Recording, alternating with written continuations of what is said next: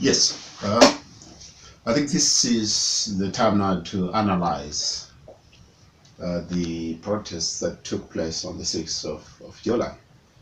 There have been so many questions being asked as to who organized it, whether it was successful or not successful, and what is the way forward. These are burning questions that are being asked by Zimbabweans all over the world.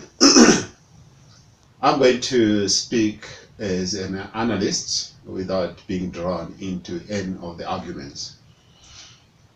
Firstly, if you ask me whether the protest has been successful, the answer is overwhelmingly yes. Then secondly, if you ask me who organized the protests, the answer is this has been a coordinated approach by civic society,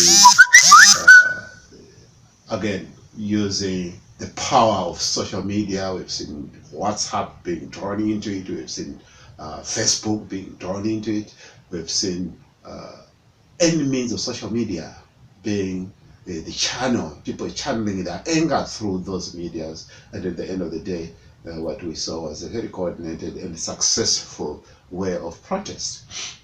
But let make no mistake, this wasn't an individual effort.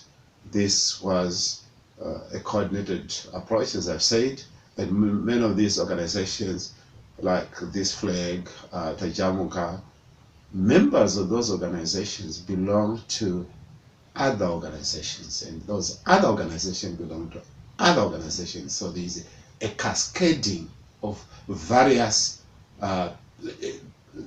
organizations, if you may say. Political parties being drawn into it as well, because most of these people that belong to these groups are also members of political parties in their own right. So yes, that's my analysis as far as who coordinated it and who called it. The next thing is, it would be very interesting also to look at the newspapers. Okay. The following morning, we saw the Herald, the Daily News, the Financial Gazette. Quite interesting. Most of the other papers, they said the call to stay away was heeded and shut down was successful. Except, of course, not of being surprised, was the Herald. The Herald say, call to stay away heeded, shut down, failed. Well, when I saw the topic, I said, well, this is quite interesting.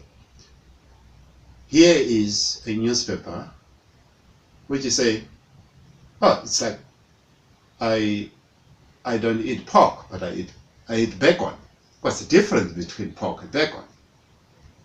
If Herald is saying stay away was heeded, then they can't then turn around and say, however, the shutdown was not successful, because that is in itself contradictory. So yes, that is, from my point of view, analyzing the newspapers being drawn again into this wave of protests.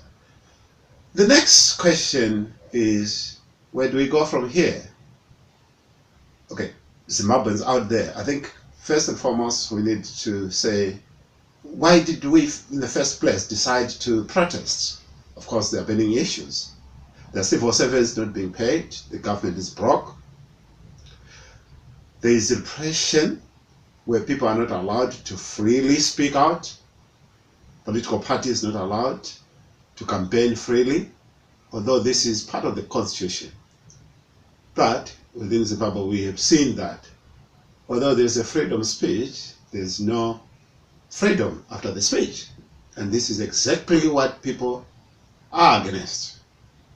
But what we need to do as Zimbabweans is to make sure that these protests are coordinated, these protests are sustained, these protests are peaceful, and the ultimate goal as a process should be to force the government to step down so that we can have a transitional authority that will prepare free and fair elections.